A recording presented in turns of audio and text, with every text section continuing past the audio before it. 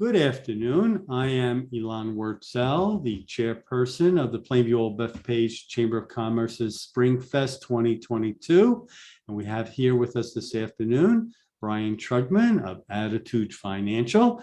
Bryan and his company are one of the petting zoo sponsors of the SpringFest. And we're really excited that Bryan is participating and is here with us this afternoon. How you doing, Bryan? I'm doing really good, Elon. It's great to be here with you. I know, look outside the window, spring is here, and I look out and it's snowing. What's up? 70 degrees just a couple of days ago. Crazy world we live in. Yeah. Well, Bryan, we're going to take a few minutes today to talk about you and your company, what you guys do. And once again, the Chamber deeply appreciates your support and sponsorship. It's really going to be a great event, and we're looking forward to seeing you at SpringFest. And I think you and I were going to have to do a pony ride together. What do you think? We might have to get a horse to hold us.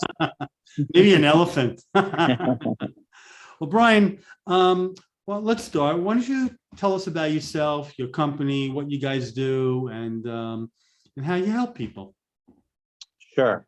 Well, I grew up in Long Island from Plainview, Bethpage area.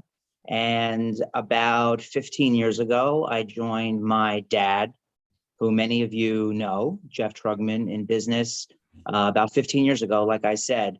And that's how I got my foot in the door in the financial services industry.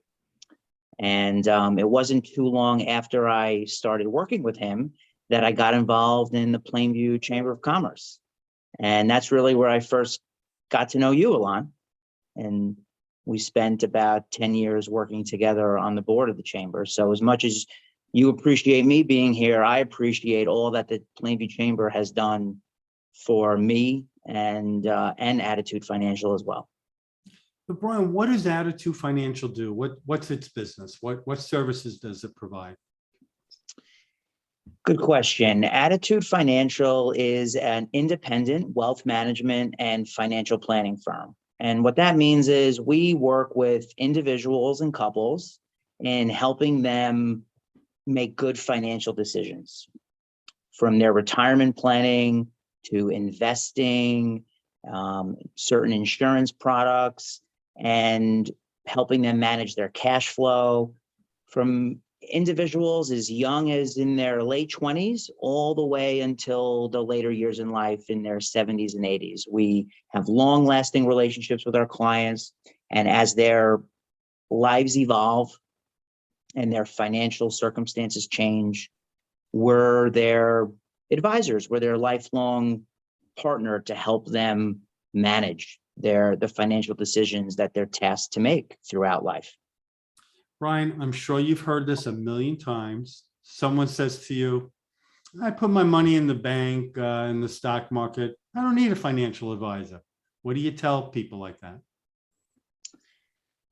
Many smart people have a false sense of, I call it security. You can be college educated and be the brightest in whatever your field is, but when it comes to money, a lot of people they don't know. People go through school, you go through middle school, high school, college, grad school, and you don't learn about investing or all the complex decisions that are involved with money and affordability, and how much money does it even take to retire? And you could be really smart in math or English or science, but not really have a grasp on how financial products work and how it all comes together. So for the person that thinks that money you should have cash in the bank, but the question is, what's the right amount to have?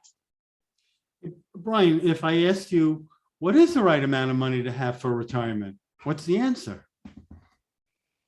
It's different for everybody.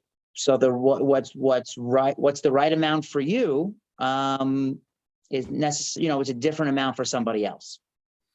And you know what the number one thing that really drives what's the right amount to have for retirement? What is that? It's what your lifestyle costs you. Somebody that has an extravagant lifestyle good, bad, or indifferent, is going to need more money or more resources than someone who has a more modest lifestyle. So it really, your expenses and where you live and what your lifestyle costs, that's really the biggest driving factor when it comes to how much you need. Bryan, one of the things that I find interesting about your practice, it's even in the name of your company. It's not a wealth management company. Your name is Attitude Financial. What does that mean, and why is that important? We chose Attitude Financial because we believe that it's your attitude and your behavior towards your money and towards the way you live your life that has everything to do with your success ultimately. There's no magic product. There's no magic investment product or that's going to solve all your problems and give you everything that you need in life. It's really your attitude and your behavior towards your spending and your saving and how you look at life, and are you happy spending your money in the different areas you spend your money in. And so we chose to call the firm Attitude Financial to support that philosophy. What do you find the most challenging part of the work that you do? The most challenging part is getting people to change their behavior. You know, we can give all the right guidance and advice to a client. You know the expression, you can lead a horse to water, but you can't make it drink. So it's leveraging the relationship you have with the client to get them to take action, because you could show them the right strategy or the right financial product that would help them. But unless they take action and do it, then, you know, the client's not going to get the results that they're looking for. Bryan, what do you tell a prospective client who realizes they might need your services, but are afraid to make that leap and begin working with you? How do you overcome that, you know, maybe fear, that hesitancy, you know, the worry that someone might have? Well, I think that people need to not making a change. It can have a worse outcome than doing something, making a change, and then learning that it's maybe not the right one for you. So try something. And, you know, when a client starts working with an advisor, whether it's us or anyone else, you're not married to that advisor forever. So try something that you think is the right move for you to make. And if it ends up not being the right thing, just like anything else in life, you make another change. There's a great commercial growing up. The tagline was, try it, you'll like it. Right. And it could apply to you, working with you guys as well. Bryan, I'm 25 years old. I've come out of college. I'm looking to do something with my life. You know, what are the career opportunities that are available, let's say working for your company specifically or in your industry? I think now more than ever is a great time for a young person to get into the financial planning or financial services industry. What used to be more of a sales-driven type of environment to get your foot started in this business, now at Attitude Financial, as well as many other independent financial planning firms, there's a career path where young people can work either as an assistant or, like, we have a position in our firm called a paraplanner, similar to where you've employed paralegals before. A paraplanner is that middle position between an assistant and an advisor, where you help the advisor put together plans for clients and help a client-facing position where you help plan and you help put some strategies and presentations together, and you work side by side with an advisor, and you get to sit in on client meetings. And it's a great way for that 25-year-old to learn almost like an apprenticeship, working side by side, the advisor and the client. And then maybe after a few years, you would then graduate to becoming an advisor, where you can start to lead client relationships on your own, independent of the other more senior advisor. You have someone in your office that has taken that career path and has moved from power planner to a financial planning position? Absolutely. Yep. His name is Alex, and he joined our firm about 4 years ago, and he's been a power planner with us. And like you just said, it's happening right now, his transition from power planner to advisor. All right, well, that's good. Good to know. Many of our members work and own family-owned businesses, and which is similar to yours. What's it like working for your father, and or what was it like working for your father and father-son dynamic? What was that like? Tell us. It's been a lot of things over the years, like any family relationship. Sometimes we butt heads, but that's really rare. Usually we work very well together. In the beginning, when I was brand new, I was floored by my dad's knowledge and everything that he knew. And I was like a sponge, and I learned so much from him. I was so impressed by how he conducted client meetings and how all these clients came to him for guidance. I got to see a side of my dad that I never would have seen, not working side by side him. And then at some point, the student became smarter than the teacher. And I say that tongue in cheek, but we both bring different skill sets to the firm. And fast forward now 15 years later, my dad's semi-retired, and I think if you asked him, he'd be very proud of the transfer of knowledge from him to me, and just continuing to work together and evolve and learn from each other. But it's been very rewarding to be able to work with someone that I look up to so much, and I think it's really nice for our clients to see the next generation come in, and it's a benefit to me that there's a built-in trust factor because of the family relationship and the teamwork that we've been working together with our clients over the years.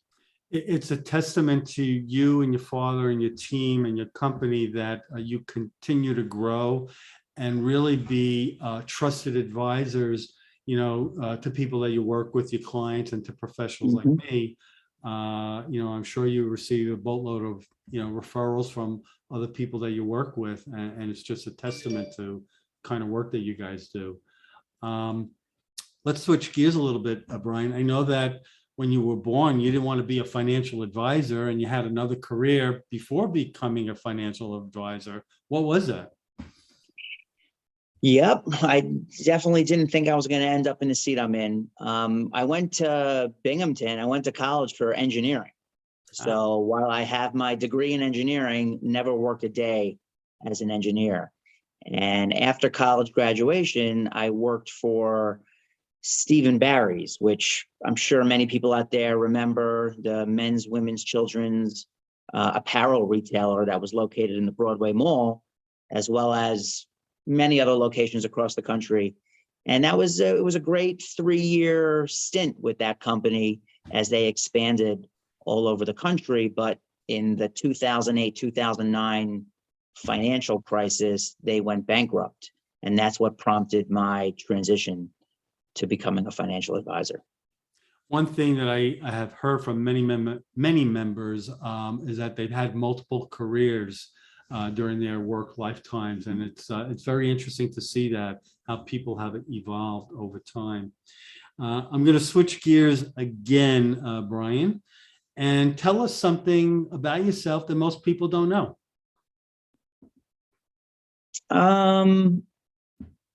Two things. One, I like to Latin and ballroom dance. In fact, some people who have been to the chamber holiday parties many years ago have seen me in action. Absolutely. Dancing on the dance floor. I think you may be one of them. cha-cha-cha and the tango? And another thing that many people may not know is that I like to infuse tequila and vodka. So over the years, I've in my friend groups, I've been known for making these really good infused tequilas and vodkas, making really good drinks, which is very much appreciated by the friends. I'm sure it is. All right, here's another question. You're on a desert island and you can have one book, one food, and one activity. What's it going to be? A book would be anything written by Simon Sinek. He's the well-known keynote speaker on leadership, and I really enjoy reading his books and learning from him. Food, you said? Yes, sir. Stuck on a desert island. Food, I'm gonna go with, I feel like if I'm stuck on a desert island, I need like a fruit, something that would hydrate me, maybe like a big watermelon or something. Okay. And how about an activity? An activity, maybe there would be a tennis court. I would need someone else on the island with me to play tennis with. Well, you might have trouble with that. You might have to hit it against a tree or a wall if there was one. All right.